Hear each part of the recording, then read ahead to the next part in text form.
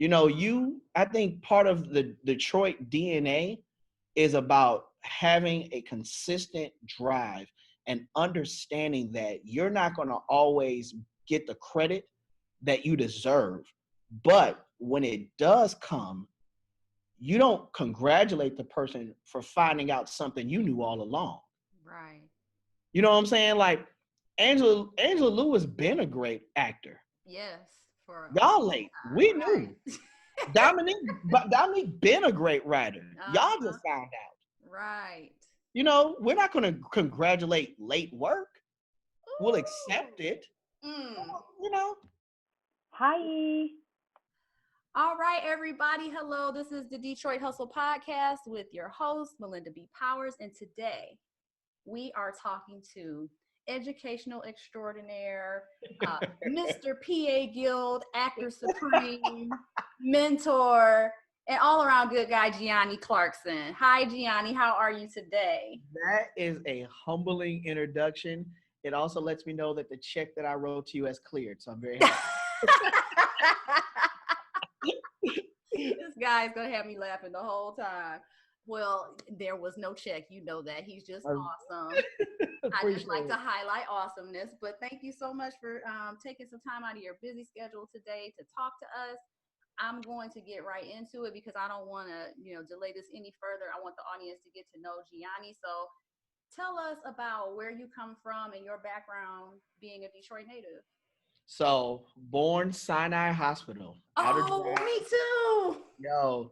Outer Drive. And of course, that is where it's funny because that's like the origin of everything, right? So, lived in off of Manor, off of Joy Road originally, went to a private Lutheran school, which was Detroit Urban Lutheran.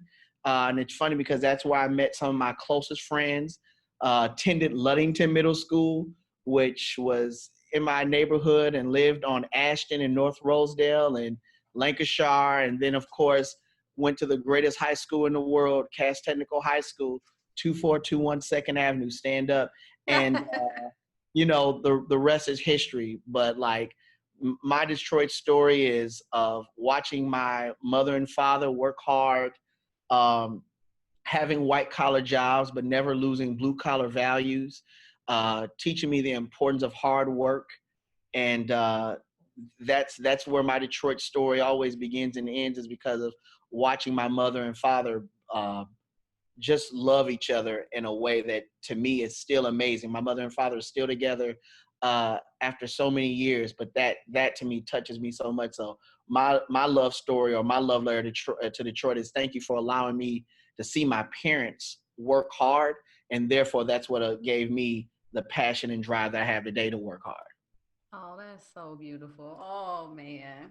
Let's just take a moment, take that in. That was lovely. Wow. I mean, how do we follow that? Okay, so look, we want to know about your journey. I know you are living in DC, right?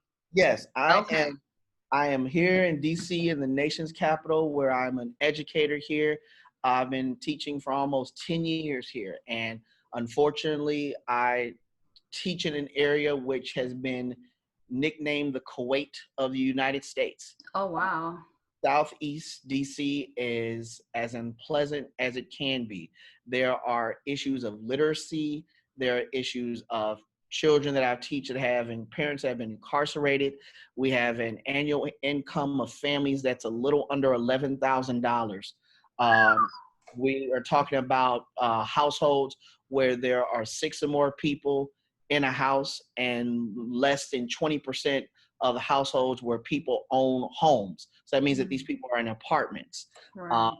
Probably roughly 75, I'll take that back, close to 60% of the students that I am interacting with come from single parent homes, and maybe 30% of them come from homes where they're not being raised by a mother or father, but like an extended family member, like a grandmother, grandfather, aunt, or an older cousin. Right. So my goal is to put footprints in the sand for these students to help them see that college and success is a reality. And though college may not be for everybody, but you can be successful, and there's a journey here, and I want to be able to be a part of your journey as an educator. Oh, that's amazing. So take us back to when you left Detroit to go to college, and then get us up to speed to where you are now. So like me leaving Detroit was very controversial, right? Because I've been accepted to a couple of schools in Michigan, and I really wanted to go to NYU for acting, and was very excited about that as a possibility. And my mom wasn't having that, so I had an amazing teacher. Shout out to Miss McCormick, who introduced to me the idea of going to Dillard. And when I went down to New Orleans the first time and saw this beautiful campus, I fell in love with it. New Orleans was everything that I needed at 18 years old, and still I feel like it is one of the greatest decisions I've easily made. I majored in theater arts and speech communications and lived down there all the way until 2005. The only thing that kicked me out of the city of New Orleans was Hurricane Katrina. I lived 10 hours before Hurricane Katrina hit.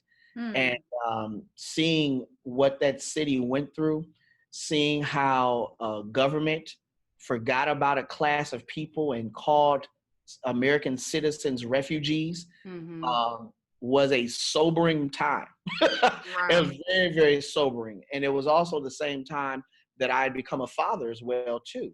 Oh, wow. So I was literally like, I cannot believe this is happening. And I always wanted to live in DC, live in this part of the world. So that's how I relocated up here. And New Orleans is just beautiful.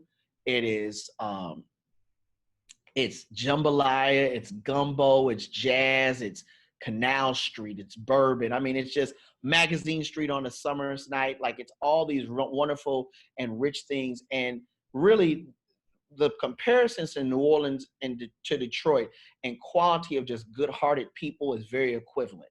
So I felt at home there, even though the weather was warmer and the food was really delicious, you know. Okay. I'm sure it was. I can't imagine being there as a teen. That was probably just mind-blowing. I'm gonna say this: most people got a freshman 15. I almost messed around at that freshman 27. I know I came back from school. My mom was like, "Oh, so you eating down there? It's not my fault." When on Monday you got red beans and rice, you know, you got fried fish and gumbo on Fridays, and you know it's crucial down there. And crawfish pie. Come on, man. What am I supposed to do? Right.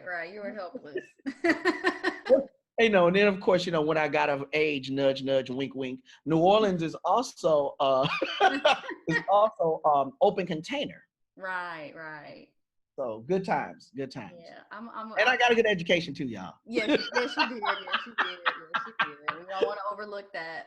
And I also want to mention, kind of doubling back, Miss McCormick, this is the second time she's been mentioned on our broadcast. I had the pleasure of talking to Angela Lewis for episode 2. Yo, Angela is such a beautiful person. Her success on Snow for All is amazing. When she came up here to DC, and it just as gracious as she was in high school. So I love Angela. Love. Yeah, she is wonderful. And then we also are going to be talking to Dominique Mousseau very soon. Yes. She's been mentioned on other broadcasts a couple of times, but we're working that one out. Yo, she's major right now, man. Yes. When I was a sophomore at Cass, and she was in PA Guild, Readers Theater, dance workshop, like, you know, Angela Lewis, you know, these are people that I looked up to. And, you know, Black man, heads up. It's okay to look up to Black women. Pause and thank you. Wait. Let's let that sit. Just a moment. Okay. So, you know, as a 10th grade, them being seniors, I really looked up to them because of the way that they were able to handle themselves. And I'm gonna tell you something. God will give you talent, but if you can't manage it, it's really blown a blessing. And I really appreciate. And even now, I'm learning how to manage my talent, right? Like, I've been very fortunate to win numerous awards to stand next to, presidents and city council members and everything else. But, what good is it to gain the world but lose the common man's touch? So for me, that's also part of being Detroit too, is this humility. Yes. I'm very proud of, Goldie and Ayanna Patrick, who are doing some amazing things with their nonprofit, and they're able to pour into girls into the city that is amazing. But even though they are walking through the Kennedy Center and basically running it, they are still, Goldie and Ayanna still act like we're walking the hallways of Cass. So any success that they get in life, I know that it won't change them. And that's really amazing. Definitely. And I also had the pleasure of not just knowing them from Cass, but Dominique and Angela also went to Bates. So I had been watching them. Went to Bates? Yes, you didn't know? Bates was all where all the cute girls went. I'm just going to put it out there. I'm just going to put it out there. No argument here. Oh, no. That's why I'm not arguing back. So but that's where all the cute girls was at. Because I remember the first time I went to a party and I was in middle school. I said, hey, yo. What up, though? Beauty and brains. All right, so let's get us back to DC. So you get to DC and tell us about that transition and, kind of where it's taking you. Yo, so when I got to DC, I was in my feelings, like for real, because I was heartbroken because I left a city that I loved, and I thought I wanted to be in DC, but DC was very different. DC is a very business card first type of town. And I don't want to offend my DC friends, but they know exactly where I'm going with this. So just get on the Uber, 5 stars, I promise. So when I got here, it was a whole lot of, well, what do you do for a living? What do you do for a living? What do you do for a living? And no one was really interested in like who you were as a person, your story, how do you want to uplift Black communities? It was just, what do you do for a living? What do you do for a living? And I realized because I had just arrived, my conversation was very short with people. So I thought it was me, like, oh, maybe I'm not a good person, or maybe I'm offending people, whatever. And it wasn't until one of my close friends now that's from the area was like, oh, the reason why these conversations are so short is because you can't do anything for these people. And I went, wow. Now, mind you, it's funny because as I've now been in the city for a minute, my conversations are longer, even though I try and make them shorter. Hello, somebody. All I have to say is that that was a culture shift. The biggest, another culture shift, and don't laugh, Jesus. So when I was in New Orleans, I had this beautiful house that was 3 bedrooms, upstairs, downstairs, backyard, front yard, and my mortgage was $600. So when I got here, I said, well, that's what I want. I want this type of house for $600. And that realtor looked at me and said, nah, Jesus, that's not going to happen. So I went, okay, well, duly noted. So it was the cost of living was also a big change for me. I made a huge error, and I'm just going to call it what it is. I made a huge error and I sold myself a dream. I sold myself this fairy tale that I'm in the nation's capital. That means that everything is pristine and clean. And this is the best that our country has to offer. But nothing is more disturbing than standing on Maryland Avenue and looking down at the Capitol building and seeing like homeless people on the corner. And I'm thinking, I'm looking at a building where if they could just write one thing, they could change the lives of these people that I'm seeing. And I mean, that was one of those moments of, because I had never been to DC until this point. So that was there. But in the midst of all that, DC is a city that is fighting for its own identity inside of gentrification wars, like many major cities. But in the heart of DC is some very beautiful people. There's culture, there's music that sometimes unfortunately gets overlooked. DC has a very bright future, and it rests, rules, and abides inside of Black folks. So I'm excited to see what the future comes, but are people just going to be up for a little bit of a fight? Right. Yeah, And it, but I starts had with friends education. in college who were from DC, and they put me on the go-go music. Is that what you were talking about? Oh, absolutely, man. Some Rare Essence, so you already know. Like for me, I mean, backyard band. Like for me, I'm a Rare Essence kind of guy. Like that's where I rock. Like, in fact, soon as I was getting ready to fall completely out of love with DC and like I'm over it, I heard some Rare Essence. I said, okay, I might stay. I might stay a little bit. Oh wow. And yeah, shout out to Kia if she's listening. That's my homegirl from DC. Hey yo, that's what's up. Okay. So then you got your bearings. Got my bearings, and I worked at a nonprofit and was fortunate enough to work at a very unique nonprofit. Well, first of all, I worked at the Baltimore Children's Theater, which was basically how I was able to learn the area because I was traveling up and through DC, Maryland, Virginia, the DMV, learning my bearings, doing children's shows. I worked at a very unique nonprofit dance organization that traveled nationally and internationally and was in and out of schools doing after school programming. And I was in the midst of, thinking about what is my next move because I knew that I'd grown tired of the organization and wasn't really sure where I fit anymore in the organization. Mm-hmm. And my dad kept hinting at me like, hey, you're a pretty decent teacher. And I went, nah, I don't know. I don't want to do that. Teaching, nah. And, life has a way of throwing you a curveball, so you better hit it. And sure enough, I'm here and have been teaching ever since. I've been fortunate to say that every year that I have taught, I've won 4 or more different awards in education. Wow. This year, I'm very fortunate to win the Ford's Theater Lincoln Lead Teacher Award, which is a national award that's given by Ford's Theater for teachers who have done excellent work in oratory education.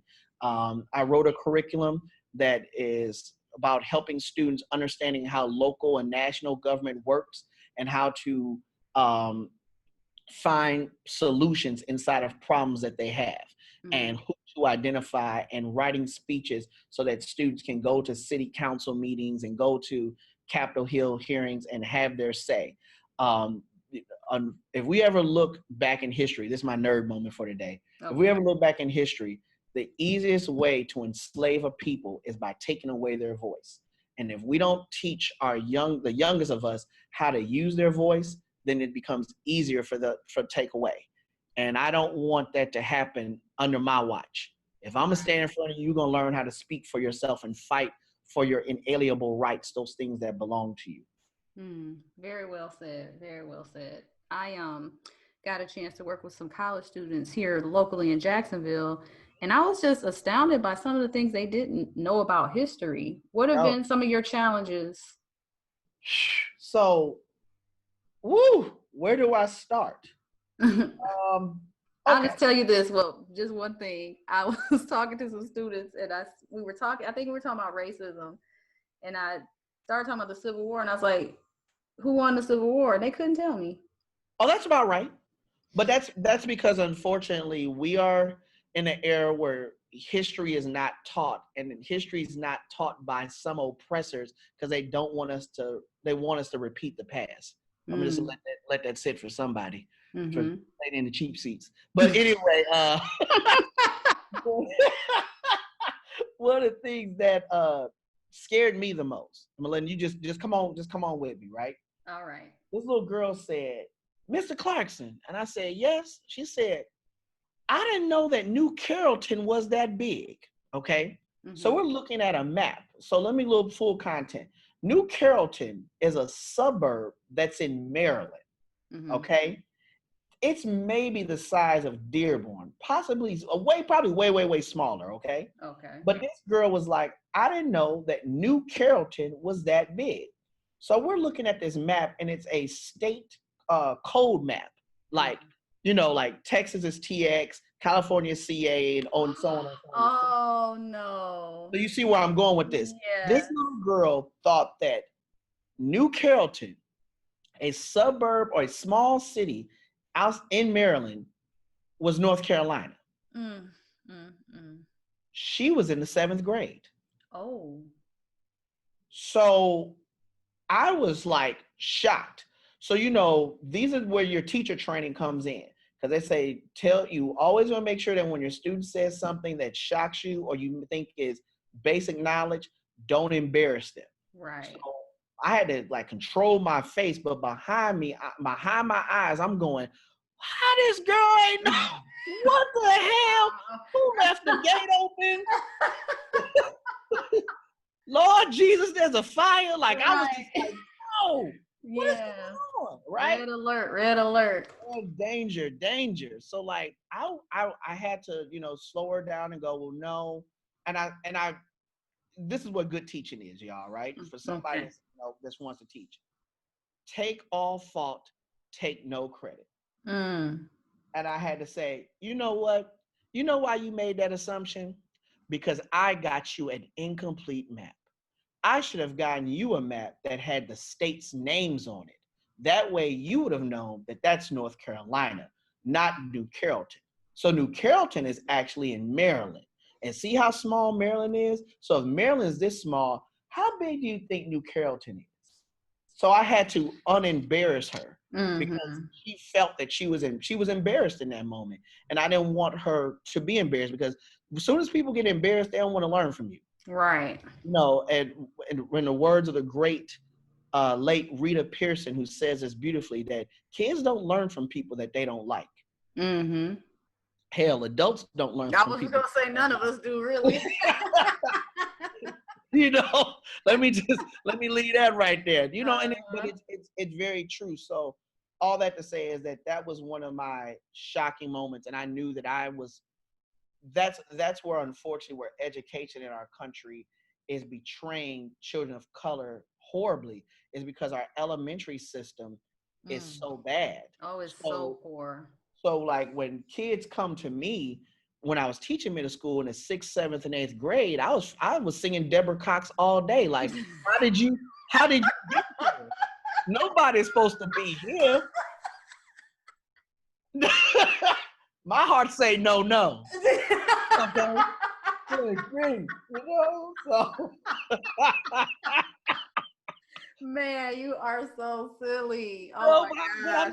But I understand. I actually had the experience of being a substitute for a year in between between undergrad and law school, excuse me. And man, I think I went home with a headache almost every day. And not just from the children being boisterous, but from my brain hurting and my heart hurting because I could not understand how the little 3rd grade girl couldn't read, but she was guessing. She was using the assignment, was something to help identify parts of words, but she was using the pictures to try to figure out what it really said. She didn't even know what it said. And when I figured that out, I said, so who lives at home with you? Oh, my mom, my dad, my grandma, my uncle. She named at least 4 or 5 adults. And I was like, no one reads to you? No. So this is why my work inside of my fraternity, Alpha Phi Alpha Fraternity Incorporated, shout out Beta Phi, Dillon University, I'm Crown Land Alpha, Washington, D.C., my grad chapter. Sorry about that. Had to get no, you had to do it. It's okay. Had to get y'all in. But most importantly, shout out to all D9 family, One Nation Under Groove. My big thing was that as a community service director, right, I wanted to find ways to replace this horrible lie I was told that I found out was true. So I was told that in lower income families that there are more TVs than books. And I was like, that sounds crazy. Flat screens are, $300 some. But when I would do home visits, I noticed everybody had a TV in their room. Every room had a TV. But literally, most of my students didn't have books and no one was read to. So we here in the district, my alumni chapter has done a series of book drives, and we've donated our books to schools that have been in Southeast and Northeast DC. And that's really, and we've also taken those books and read to the students. And I have never seen a group of rowdy little kids get so quiet. And I sat there, and my frat brothers sat there the first time we did this program, and we maybe read about 12 books each. Wow. And they kept on saying, read another one. Read Wow. another one. Read another one. And I kept on saying, I said, this is someone's telling you something. They're Mm-hmm. telling you that they desire to be read to, and this is new and I like it and I want more of it. Mm-hmm. And it's really sad because that's how you build up, nerd moment number two. Sorry. This is how you build up like basic lexile levels so that students can identify words so they're not Mm-hmm. afraid of reading when it becomes later, which Mm-hmm. strengthens SAT scores and ACT scores when they get to high school. So reading is very important. Like I made sure my family made sure that we read to my son consistently. So when my son was in the 6th grade, he was reading at an 8th grade level, and Right. and now he's in the 8th grade. He's reading at 11.7, which is a dope because it means that he's reading at 11th grade 7 months. Mm. That's amazing, right? Yeah. So, and that's where you don't want your child to be afraid of the schoolhouse, but also this is why, and like you were talking about when you taught, our parents that we deal with, or that not deal with, that's a bad verb, that we have Mm-hmm. relationships with, because Mm-hmm. that's a better verb, Mm-hmm. um, have trauma Mm. of their educational experience, and you are supposed to be the teammate, and they view you as the villain Mm-hmm. because they've had such a bad educational experience, and that just sucks. So It does. And then not only does uh it I guess diminish the child's ability to learn to love reading and have a better relationship with words, but I would think not reading would really cut off a big part of your imagination. it does. Like, trust me, there are so many imagination killing devices that are out. As much as I love technology and video games, and I think they do have a place in our educational realm, it's so hard to see kids have an imagination. In fact, Mm-hmm. kids don't really play outside No. anymore. And they don't play outside, one, because the entertainment's inside. And I'm just thinking about the communities that I serve. They Right. don't play outside because the entertainment's inside and the safety is also inside. All right. And this is also the other sad part about, well, this is, as much as there's good, the sad part about it is that, and I'm trying to fight back as I say this, Yeah. every year that I've taught, I've unfortunately gotten the news that a former student of mine has died, Ugh. and has died due to an act of violence. Right. This past year, one of my first favorite students lost their life Mm. and was sadly shot and killed by another student that I taught. Mm. Um, and now there's 2 lives that will never be the same, Right. and 2 families that will never be the same. Yeah. So education has to be this great equalizer.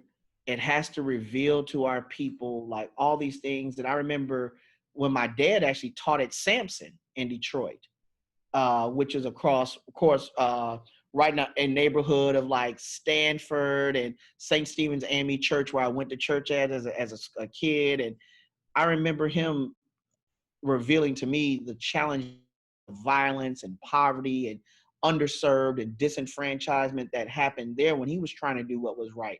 And I saw how badly it pained him. And I'm very fortunate to have my father in my life because he's been able to coach me through some Mm. very difficult moments, uh, being a teacher, Yeah. like, as we're Facebook friends, we're, good friends and everything. But like, if I posted everything or talked about everything, you'd be like, Gianni, why do you teach? That sounds crazy.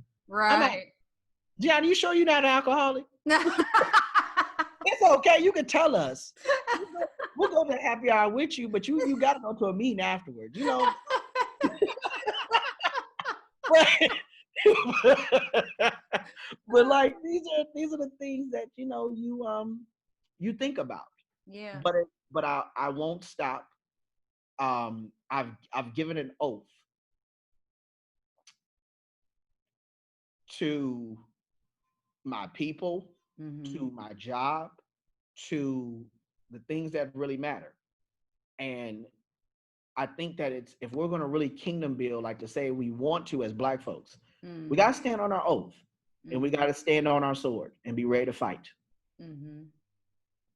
Yeah. Sorry, that was really deep. That was really, I know it's like, it's getting intense over here. Like, oh, well, it starts to make me think of so many parts of our community that is just so broken. The relationships broken. It's so hard now. I was just reading something recently. I read so many different things, but just the idea that there a whole host. Oh, I know it was Brene Brown's new Netflix special that just came out. It's about vulnerability, but she was saying how it's becoming an increasing fact that a lot of people just don't want to get into relationships because of the potential pain.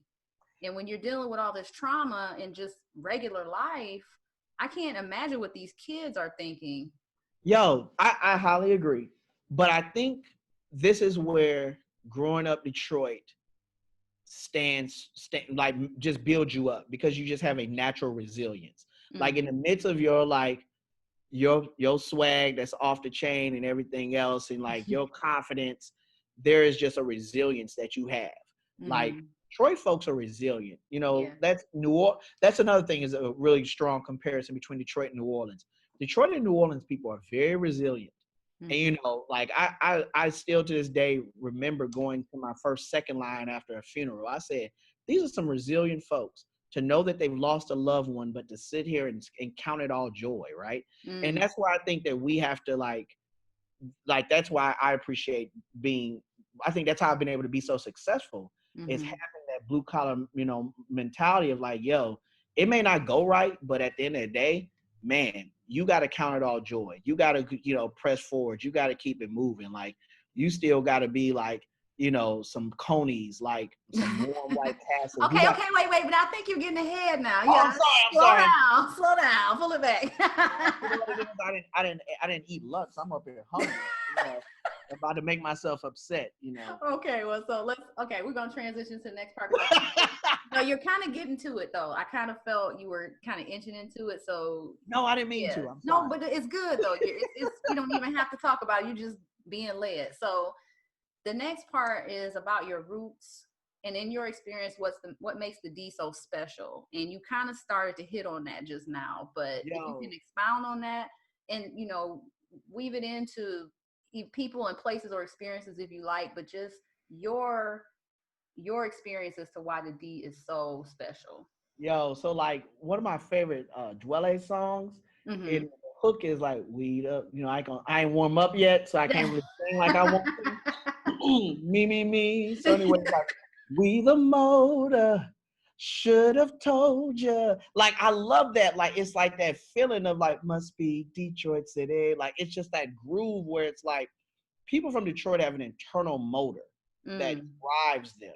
And like I've literally watched my son look at me and be like, can you slow down? It's like, no, like this is, you know, this is who we are. Like, you know, we naturally have a bit of a chip on our shoulder, because where you grow up has been called a dead city, you got to prove that this is a night of the living dead. Hello, somebody, put that on the shirt. Just give me a little bit of money. But like you really have to prove that, you know, because I remember growing up and traveling, and you know, grown folks be like, "Oh, you're from Detroit. You know, Detroit's a dead city." And I'm like, everybody I'm around is alive. So what the hell are you talking about? Tell it. You know, so you have this drive in you that's about pushing things forward, to helping other people, to achieving. And the entire time that when you do achieve, you like, yeah, you're late. Oh, yes. Like, you're late. Like, you didn't know? Like, you're late. And I think that has been able to be like a motto of mine. You know, I laugh because when I first started teaching, I was doing things that people frowned upon. Like, I had built-in educational video games in the classroom.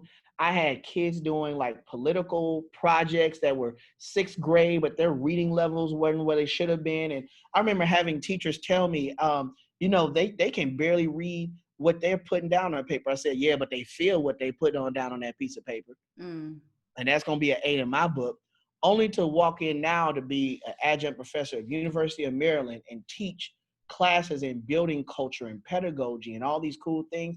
And the same people that told me that I was a gimmick are now paying to take my class. Ooh. We the motive. We should have told you. We should have told you. But we made an assumption that you understood what this was. I'm sorry. And like I tell people all the time, I'm a teacher. I'll take late work. You can't get full credit though. Yes. Oh my goodness. You are up here. Boy, what? I can't even get it out. Man. That's what it's about. And I think that's like this venture of yours is being brave. Somebody is going to probably say, well, why is she doing that? And it's like, that's just who she is. That's where she came from. Those are things she cannot help. I think part of the Detroit DNA is about having a consistent drive and understanding that you're not going to always get the credit that you deserve. But when it does come, you don't congratulate the person for finding out something you knew all along. Right. You know what I'm saying? Like Angela Lewis been a great actor. Yes. For y'all late. We right. knew. Dominique been a great writer. Y'all just found out. Right. We're not going to congratulate late work. Ooh. We'll accept it. You have just articulated something that I didn't even realize I had been knowing my whole life. Yeah. I have laughed 1.5 times and then some over moments where I've been passed over for like awards and stuff, right? Mm-hmm. And people have looked at the award winner and looked at me, and I've shrugged my shoulders. And they're like, well, Giani, you should have won. And I went, oh, I know. Mm. And I was like, and the person holding my award knows too. Been there. I've been there. And most importantly, it's okay. Yeah. We see the future. Y'all see the past, and we'll catch up eventually.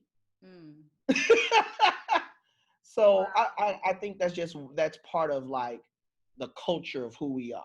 Yeah. And it's not, and let me be very careful, because someone who's not from Detroit is hearing all this and going, wow, the people from Detroit are very arrogant. Right. No, it's not that. When you grow up and someone has told you your city is dead, that's crazy. Like I mean, when someone like I'm 7, 8, 9 years old, your city is dead. And you're seeing lively people go to work every day, General Motors, like, man, what are you talking about? We're a city that has problems like everyone else, but we're not a dead city. No. And this makes me think, all of this that you're saying makes me think about the Motown tribute that just came on. Right. The other night. And I'm just like, it's so crazy how, Berry Gordy started Motown with $800? Yo, like, if we just gonna invite them into our culture for 2 seconds. Y'all can have a passport, you know what I'm saying? Do what you do, but watch my shoes, in the words of my folks from New Orleans, 504 stand up. So anyway, all that to say is this, is that if you ever go to Hitsville, right, you are literally watching innovation in action. You know what I'm saying? Like, you think about how that hole is cut open in that ceiling and the claps are able to feed into the studio. That's some innovation. You know what I'm saying? Like, that's part of like that Detroit culture. You know what I'm saying? Like, we're going to pull up this carpet so that it's a wooden floor so we can get that clap, clap, clap, clap, clap, clap, clap. And a lot of people don't even know what that is. That's the intro to Baby Love. That's Diana Ross hitting them heels right on that wood clap, clap, clap, clap, clap, clap, clap, clap. Next time you do hear it, that's what that is. It's innovation. Yeah. And Berry Gordy saw it. Before all of this. Let me take this little house on West Grand Boulevard and generate icons until you deal with it. Oh man, we discovered Motown. No, Motown's been here. You're late. Wow. Glad you're here. But you late. Yes. Look at that. Now see, and what I love about this broadcast is that every time something different, it's the same nucleus, but it gets expressed in such a different way every time. But it's always just so brilliant. And I'm just always in awe, like, wow, I just didn't even think that was even possible for that to come out of that same. I'm mad that you took my idea. No, I'm just with y'all. I mess with y'all. This is her idea. She had this show first. I'm honored to be on. Please don't cut this show. My mama. No, you're a mess. Okay, let's get to the fun part. We've been having fun this whole time. I am like up in here sweating and laughing. But now we get to the Fab Five. The Fab Five is just the strictly all Detroit part of the broadcast. I'm going to ask you pointed questions about your favorite Detroit things. We know the Fab Five is a throwback reference to the U of M basketball team back in the 90s. Greatest freshman starters of all time. Anyway. Yes, all time. But today, the Fab Five is about your favorite Detroit things. So, got it. I'm ready for it. And we're gonna try as rapid fire as possible. But if you feel something, it catches you, just go with it. Cool. Number one, your favorite Detroit place or landmark. Favorite Detroit place is gonna have to be Joe Louis's Fist. Oh, I've been waiting for that to come up. Joe Louis's Fist means the world to me. Like literally, the Brown talk about it, yo. Like Joe Louis. Never mind. I was about to go off. I'm gonna calm down. Joe Louis. You sure? I was about to teach a history lesson. I caught myself. Joe Louis. No, do it. I want to hear it. I want to know. No. It's just the fact that here you have a black man from Detroit who is fighting for United States and freedom in the faces of Germany. Mm-hmm. Like you really are, you got to think about this symbolism. That's very like we want our champ to beat this German champ, and our champ is a black man that we've disenfranchised. Mm-hmm. Ain't that ironic? Mm-hmm. Says Alanis Morissette, don't you think? But that's what to me is like. Somebody caught it, but that's what it is. Like Joe Louis's Fist. Okay. All right. Number two. Your favorite Detroit restaurant or dish, past or current? Wow, man. This is a fun one. Here we go. Okay. There's a sub spot that a lot of people don't know, only the players, called Beyondi's. Beyondi's steak and cheese, jumbo steak and cheese subs is off the chain. I love them. Like when we was in Detroit, for the high school reunion, I had to go grab me some Beyondi's. Okay. 2, honorable mention, because that's where I used to hang out with my people, Pizza Populous. Ah, yes. Gotta rock with Pizza Populous. Which one? What's your favorite? The one in Greektown, of course. What's the pizza you like? Yes. Just any one of them. Really, it's that cheese and pepperoni. But if you was like, hey, Giani, we going to get this Pizza Populous right now, I got to go. Like, Coney's is easy. Yeah. I think everyone's going to pick that. But Pizza Populous, third, honorable mention, Loco Bar used to be a Mexican restaurant that was across from there. They was off the chain. Now, where is Beyondi's? Because I'm not familiar with that spot. So Beyondi's is right on this weird border of Detroit and Dearborn. Okay. It's across the tracks. It's technically kind of Dearborn, but they got like, their address is Detroit, which is weird, right? Mm-hmm. But Beyondi's is like love. Like I love Beyondi's. If we're in Detroit, you got it. Okay. That's on me. All right, y'all heard it here. Check them out if you're there. We're gonna have to buy 2 whole subs. I'm gonna eat one by myself. You can't judge me. He's in no judgment zone. No judgment zone. All right, number 3. Your favorite downtown event. This can include festivals, fireworks, parades, auto show, but it has to be strictly downtown only. Once upon a time, long ago, there used to be something called the Mini Grand Prix in the New Center area. And it was where people could race go-karts.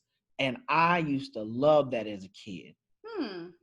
I mean, love that as a kid. Honorable mention to this, and I know people going to pick the fireworks and the auto show.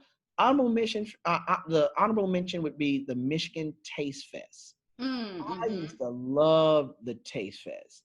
And man, I would have the best time ever just eating, walking with friends, walking with family. Like we would go almost every day. Like I loved that. And it was like the great way to just be a part of that summer. And I loved it. It was always a closing event in the summer too. So right. True. Okay. Taste this. Yes. Oh. Number 4, your favorite Detroit sports team. So this is a very complex answer, but go along with it. Okay. The Detroit Pistons, 1987, 1988. And I know if you are a sports fan, you're like, well, gee, why'd you pick the team that lost the 7 games the year before to the Lakers? Yeah. Because I had never cried over sports until that day. I stayed up and watched that game on CBS, and Brett Musburger, non-Jesus loving I remember him.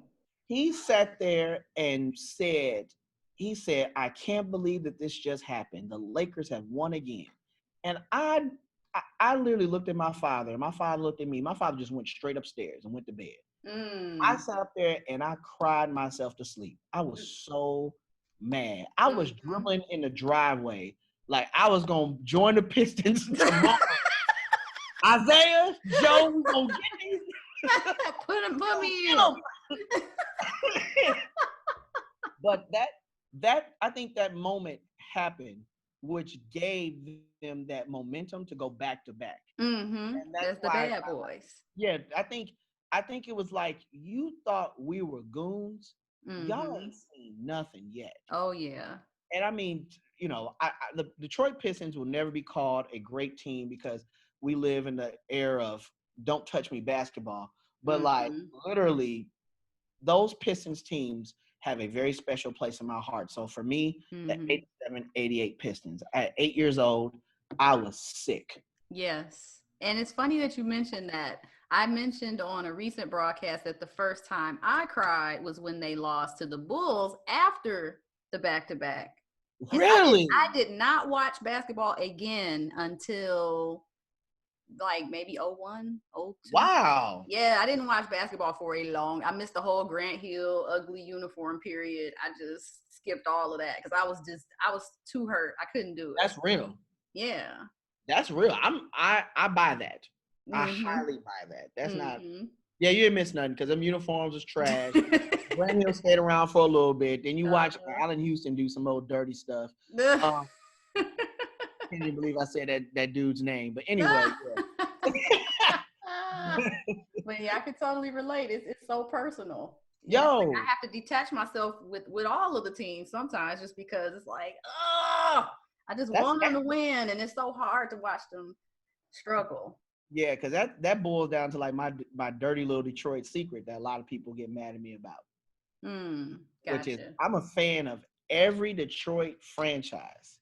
Gotcha. Except Detroit Lions. I can't do it. I can't do it. I know when you've been in an abusive relationship. I ain't going through that. You're gonna put me in the corner. Yo, when he sent a whole fax that said I'm retiring from the Lions, he didn't have the respect to call them. He sent them a fax. Let's talk about how dirty that is. He had to find a fax machine. Who did that? Barry Sanders. That's how Barry Sanders retired from the Lions. Really? He did not leave the Pro Bowl from Hawaii. He basically was in Hawaii, and it was like, Barry, your plane leaving to go back to Detroit. He's like, nah, dog. I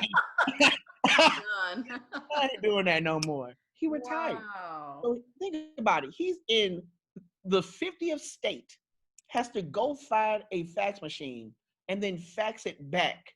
Wow. Yo, what a way to quit a job. Yeah, that's like texting.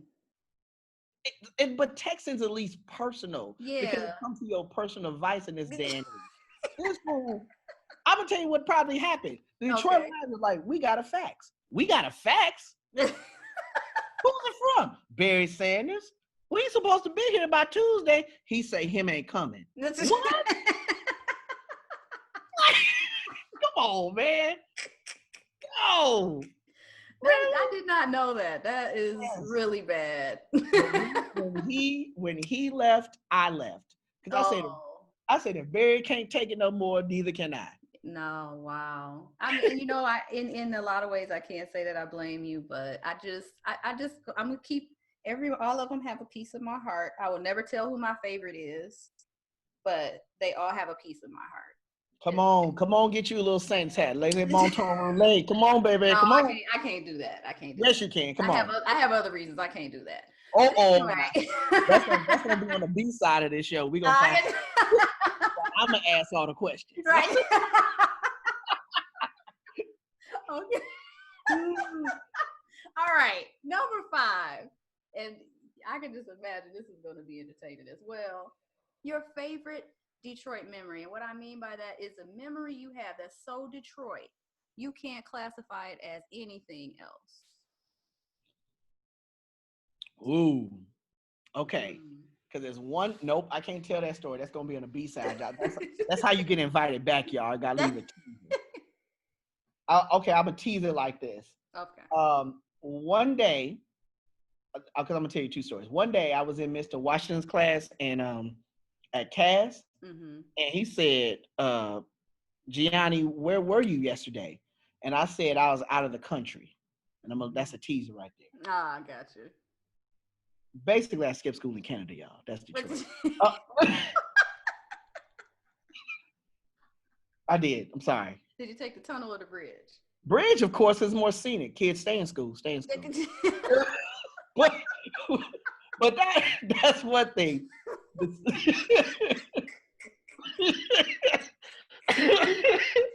Oh my God. Man, I can see it now. I'm trying to be the head department Secretary of Education, and this interview come up. Anyway, you got to burn the tapes. Anyway, but my other favorite Detroit memory would be rooftop fireworks. Just play along for a second. Okay. There's not a lot of times that you are Black in America that you feel American. And that's one of those moments where I felt very American. And I was like, this is cool. Our country is a cool place. It does some things I absolutely think is terrible. Right. But this is a cool place to be. And just the excitement of being on the rooftop and watching those fireworks, it just feels and just smells like home. And home is definitely where the heart is, but home lives in you. And as loud and as booming and as colorful and as bursting as those fireworks are, that's what I try to be in my career every day.